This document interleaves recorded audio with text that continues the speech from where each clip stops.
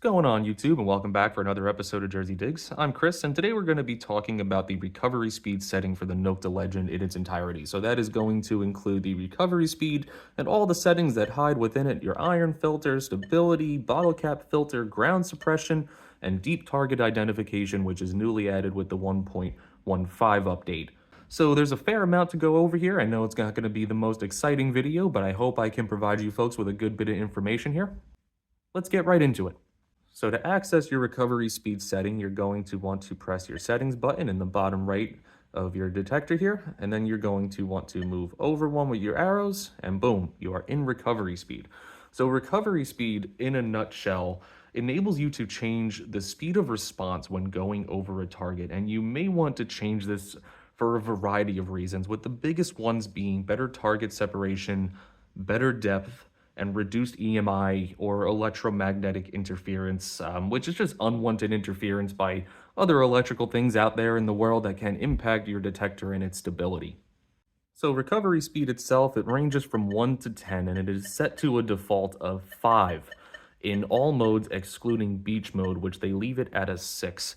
And they do that to help reduce some chatter and instability that is typically affiliated with beaches, especially saltwater beaches. It's a highly mineralized ground, so a higher recovery speed it helps eliminate some of that chatter and help you better hear signals. When your recovery speed gets set to the higher end of the range, target separation will be increased, but it will come at the sacrifice of depth, and that's something to note for folks. So, typically I'm increasing my recovery speed if I'm in a really trashy spot and there's a lot of targets that are very close to one another. Having a higher recovery speed, it does a few things for me. One, it increases my ability to separate targets with the legend and get a more accurate VDI.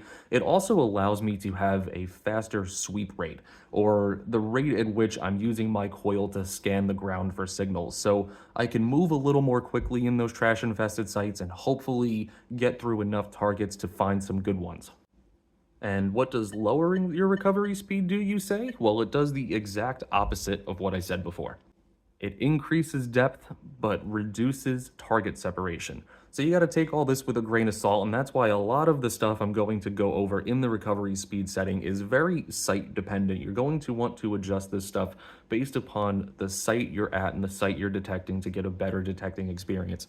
Now, don't get me wrong, I think you can run the Legend on default, and I think you will have a grade A metal detecting experience.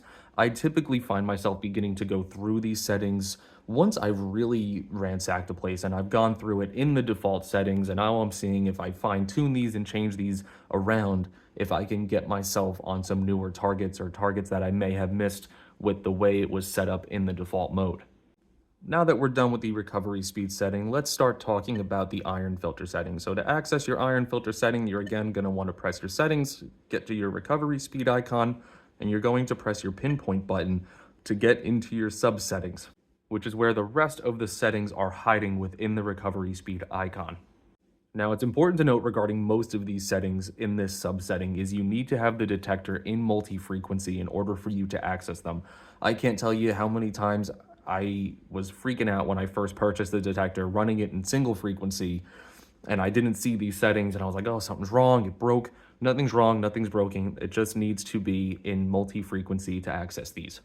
So the iron filter setting ranges from 0 to 9. It's set to 8 in all modes, and the manual states that at level 9, undesirable mid-conductors like shotgun shells will be discriminated as iron, so that's something to know for you folks. I don't think there's any scenario out there where you should be running this at a 9 IF, but hey, I don't know your sites, I don't know your locations, maybe you really need to have iron completely filtered out.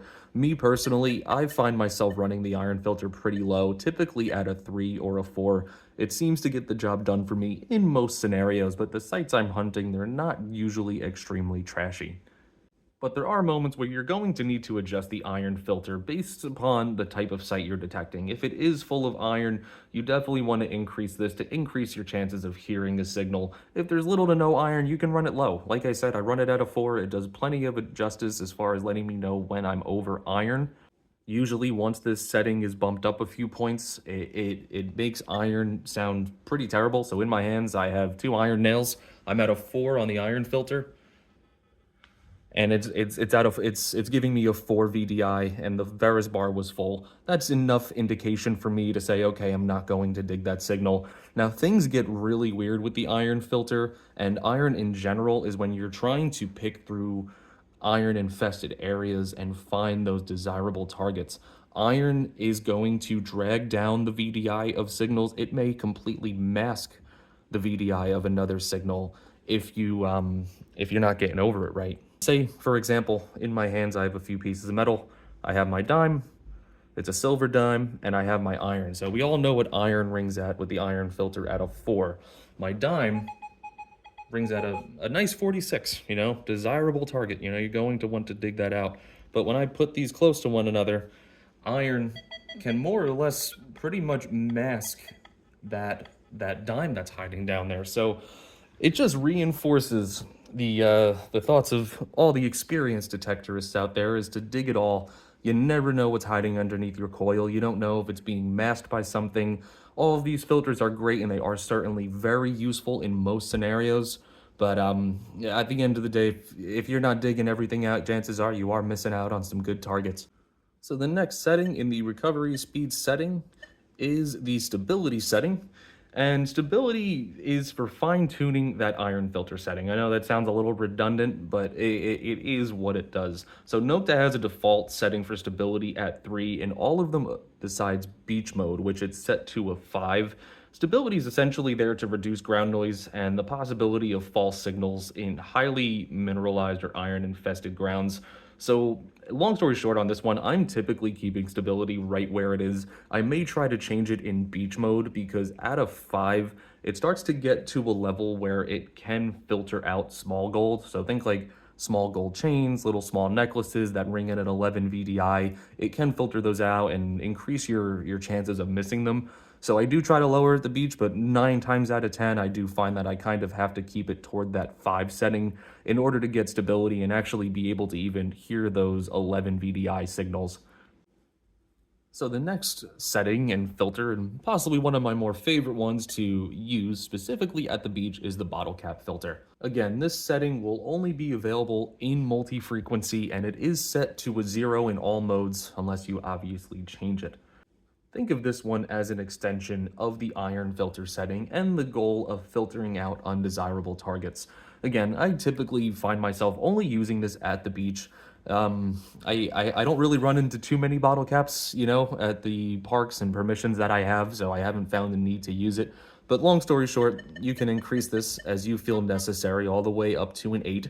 I don't think an 8 is necessary. Bottle caps emit a pretty familiar VDI, and once you kind of put the filter into place, it indicates to you enough that it's not a desirable target. Now, don't get me wrong, there have been moments where I've dug bottle cap tones all day, and some of them were trash, like junk jewelry, with iron on it.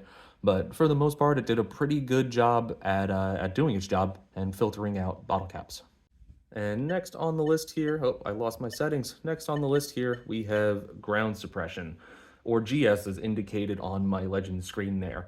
Again, another setting that I seldom use because I rarely run into environments where it's necessary to change this to gain more stability, but this setting, long story short, will help you further eliminate false signals on tough terrains.